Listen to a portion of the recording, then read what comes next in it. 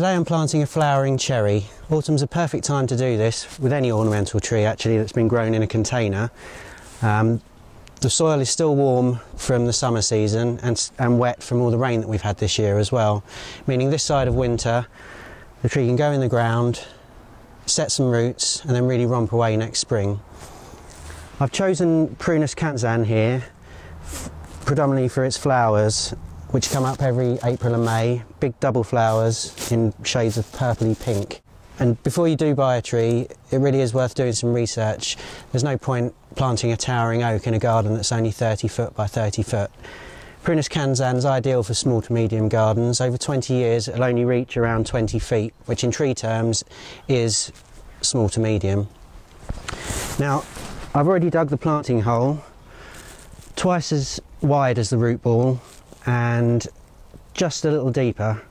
I've added some topsoil into the bottom of the hole along with a handful of bone meal, which helps promote good root growth. And you just need to fork that in, and I've also added a handful of the bone meal to the excavated soil as well, which will go back in around the roots.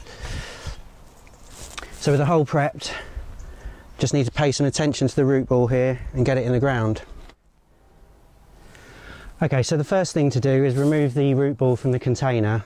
This one was grown in a plastic grow bag, so it was just a case of teasing off the bag quite easily. A hard plastic pot may need to be bashed around the sides quite hard and then tapped off by lifting the root ball as you do so. Now you want to check that the hole you dug was of the right size, so just drop the root ball in quickly just to get a measure of the depth. Ideally you don't want to be burying the root ball much deeper because you don't want to be covering the stem. However, this one here has got aerial roots growing from below the grafting union, and I want to cover those for good establishment. They'll send out sideways and help anchor the plant down. You can either judge it by eye, or what many people do is get a bamboo cane or a tool handle and just lay it across the hole just to check that you're not going too deep or too shallow. It's a bit hard to tell on this ground here because there's a slight slope to it, but I'm happy with this hole. So now it's just a case of filling in with the excavated soil here. Now before committing to planting, it is worth just holding back a second and playing with the position of the root ball in the hole. Have someone standing further back ideally as you gradually turn the plant, because all plants and trees tend to have one nicer side which you want to show off to your advantage in the garden. I've already done this, so I'm happy to plant my tree around about there and just set it centrally. And it's a case of backfilling. Do this in levels to get a good layer around like so. But in stages you just want to heel in that loose soil. It knocks out any air gaps and helps firm the plant in place.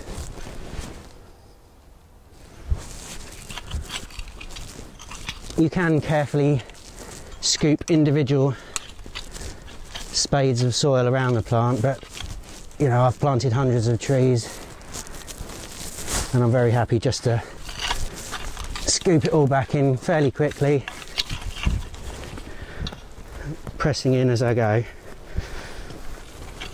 If you see any weeds or roots of weeds that have been knocked back into the hole, do remove them, because you don't want weeds competing with the tree as it's trying to establish. Now this garden's got lovely topsoil, but it's not very deep, maybe 12 inches max other areas of the garden. Here I got about 8 inches I'd say, but I then came across some very heavy clay at the bottom of the planting hole. I didn't want to put this back in around the root ball, so I actually barrowed this away, and I'll discreetly dump that in an underused part of the garden. But this does mean that I don't have enough soil here to fill the root ball area properly, so I'm just going to go off, get another barrow of soil from another area of the garden to get this hole fully filled. So I'll see you in a second once I've got this completely finished.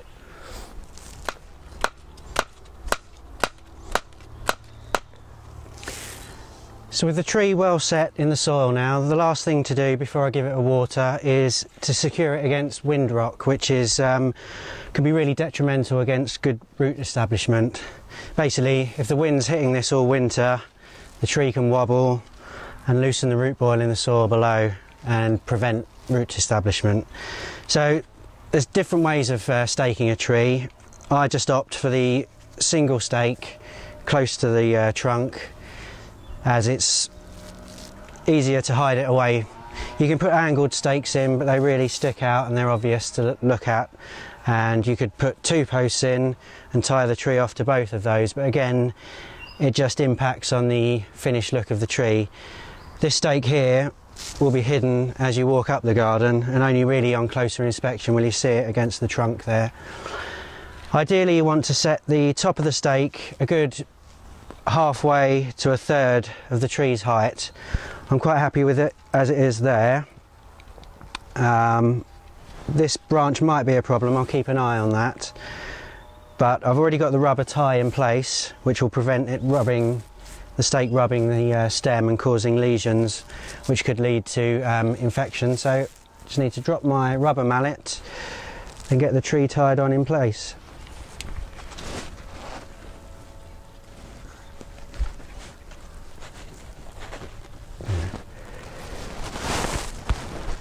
And I've just left a finger's gap there again, so there's room for the trunk to expand as it develops. And that's it, an autumn planted tree ready to establish some roots this side of winter and get off to a cracking start next spring.